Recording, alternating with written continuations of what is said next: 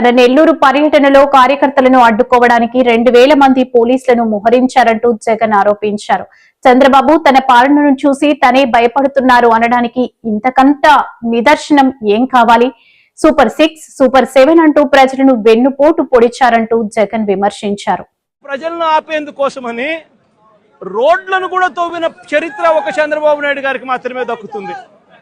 ఈరోజు దాదాపుగా 2000 పైచీలకు పోలీసులు, 2000 పైచీలకు పోలీసులు, లెక్కలేనంత మంది డిఎస్పీలు, డిఐజీ ఇక్కడే తిష్టేసినాడట. నాకు ఆశ్చర్యం అనిపించింది. అసలు వీళ్ళంతా కూడా నా సెక్యూరిటీ కోసం కాదు, వీళ్ళంతా జగన్ వస్తా ఉన్నాడు అని అంటే జగన్ చూడడానికి అభిమానులు ఎవరైనా వస్తారేమో, ఆ అభిమానులను ఆపడం కోసం ఇంతమందిని ఉపయోగిస్తా ఉన్నారు. అంటే ఎంత వ్యతిరేకత చంద్రబాబు నాయుడు గారి ప్రభుత్వం మీద ఉంది అని చెప్పడానికి, ఎంతగా చంద్రబాబు నాయుడు గారు తన పాలనను చూసి తానే భయపడతా ఉన్నాడు అని చెప్పడానికి ఇంతకన్నా ఇంకా వేరే నిదర్శనాలు కూడా అవసరం లేదు. ఎవరైనా ఎక్కడైనా పాలన చేస్తే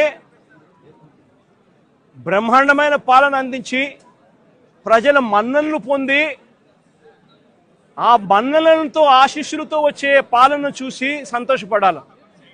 కానీ ఇక్కడ అడుగు పెట్టినప్పటి నుంచి, పాలన మొదలైనప్పటి నుంచి సూపర్ 6లు, సూపర్ 7లు అని అంటూ ప్రజలంతా వెన్నుపోటు పొడిచాడు.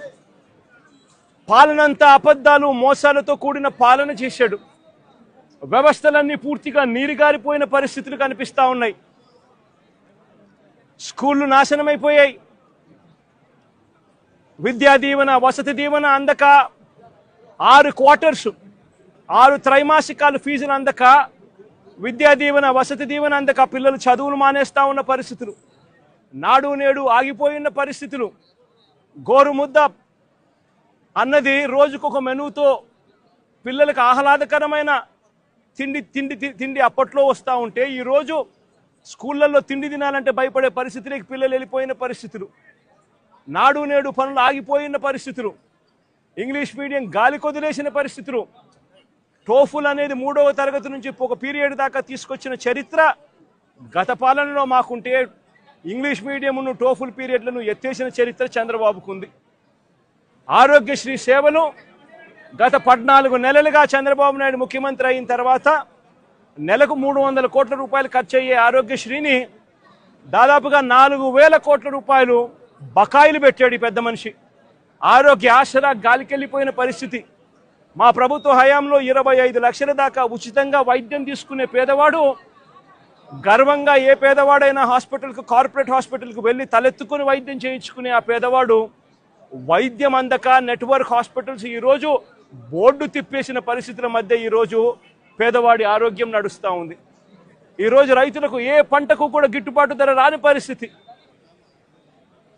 చంద్రబాబు నాయుడు గారి పుణ్యాన ఉచిత పంటల బీమా గాలికి వదిలేసిన పరిస్థితి. చంద్రబాబు నాయుడు గారి పుణ్యాన రైతులకు అందుతా ఉన్న రైతు భరోసా అన్న పథకం చంద్రబాబు నాయుడు గారి దగ్గరుండి కూనీ చేసిన పరిస్థితి. రైతు వ్యవసాయం చేసుకోవడం చంద్రబాబు నాయుడు గారి పాలనలో రైతులు ఆత్మహత్య శరణ్యమన్న పరిస్థితిలోకి ఈరోజు వ్యవసాయం దిగజారింది. రాష్ట్రంలో ఈరోజు లా అండ్ ఆర్డర్ పూర్తిగా పోయిన పరిస్థితి. రెడ్ బుక్ రాజ్యాంగం ఈరోజు రాజ్యాంగం వెళ్తా ఉన్న పరిస్థితి. సూపర్ 6లు, సూపర్ 7లు మోసాలే అయి, ఇంతకు ముందు జగన్ ఉన్నప్పుడు ఇస్తా ఉన్న ప్రతి పథకము రద్దయిపోయి ఈరోజు ప్రజల బతుకులు, పేదవాడి బతుకులు ఈరోజు అల్లాడుతా ఉన్న పరిస్థితులు ఈరోజు రాష్ట్రంలో కనిపిస్తూ ఉన్నాయి. ఇలాంటి పరిస్థితుల్లో చంద్రబాబు నాయుడు గారు ప్రజలకు సమాధానం చెప్పుకోలేక, ప్రజలు ఎక్కడ గొంతు విప్పుతారేమో అని చెప్పి ఆ గొంతును నొక్కడానికి చంద్రబాబు చేస్తా ఉన్న ప్రయత్నమే ఈ రెడ్ బుక్ రాజ్యాంగం. నిజంగా ఈరోజు సారి గమనించినట్లయితే, ఇదే ప్రసన్న నా పక్కన ఉన్నాడు, నెల్లూరులో జరిగిన ఈ 2 ఉదంతాలు చెప్తా. ఎంతగా దిగజారిపోయాడు చంద్రబాబు నాయుడు అని చెప్పడానికి 2 ఉదంతాలు స్పష్టంగా కనిపిస్తాయి. నా పక్కన ప్రసన్న ఉన్నాడు. 6 సార్లు తాను ఎమ్మెల్యే. అలాంటి ప్రసన్నను చంద్రబాబు నాయుడు గారు గతంలో ఎప్పుడు జరగలా ఇలాంటి పరిస్థితులు. రాష్ట్రంలో ప్రత్యర్థులు ఎవరైనా కూడా ప్రెస్ స్టేట్మెంట్లు ఇచ్చుకుంటూ ఉంటారు. అటువైపున ఉన్న పార్టీ వాళ్ళు ఇటువైపున వాళ్ళు ప్రెస్ స్టేట్మెంట్లలో స్టేట్మెంట్లు ఇస్తారు, ఇటువైపున వాళ్ళు అటువైపున వాళ్ళని కూడా ప్రెస్ స్టేట్మెంట్లలో ఇస్తారు స్టేట్మెంట్లు. అటువైపున ఉన్న వాళ్ళు ఇటువైపున అన్అబ్జెక్షనబుల్ లాంగ్వేజ్ వాడినప్పుడు ఇటువైపున ఉన్న వాళ్ళు కూడా అన్అబ్జెక్షనబుల్ లాంగ్వేజ్తో అటువైపున వాళ్ళని కూడా విమర్శిస్తూ ఉండడం ప్రజాస్వామ్యంలో మనం రోజు చూస్తూ ఉన్న పరిస్థితి. కానీ ఎప్పుడూ కూడా ఇలా మనుషులను చంపేయడానికి ఏకంగా 80 మందిని 100 మందిని ఇళ్లకు పంపించేసేసి వాళ్ళు తాగుండి రాడ్లతోనూ కర్రలతోనూ మారునాయుధాలతోనూ వచ్చి కార్లను కూడా తిప్పివేసి పడేసే పరిస్థితిలోకి వాళ్ళు వచ్చి ఇల్లు మొత్తం ధ్వంసం చేసి ఇంట్లో 83 ఏళ్ల ప్రసన్న అమ్మ, ఆవిడ మహిళ కాదా అని అడుగుతా ఉన్నా నేను. ఆవిడను బెదిరించి ఆ సమయంలో ప్రసన్న ఇంట్లో లేడు కాబట్టి సరిపోయింది. ఒకవేళ ప్రసన్న ఆ సమయంలో ఇంట్లో ఉండింటే ప్రసన్నను చంపేసే కార్యక్రమం కూడా జరిగి ఉండేది కాదా అని అడుగుతా ఉన్నా. ఇలాంటి దిగజారిపోయిన రాజకీయాలు గతంలో ఎప్పుడూ మేము చూడలా.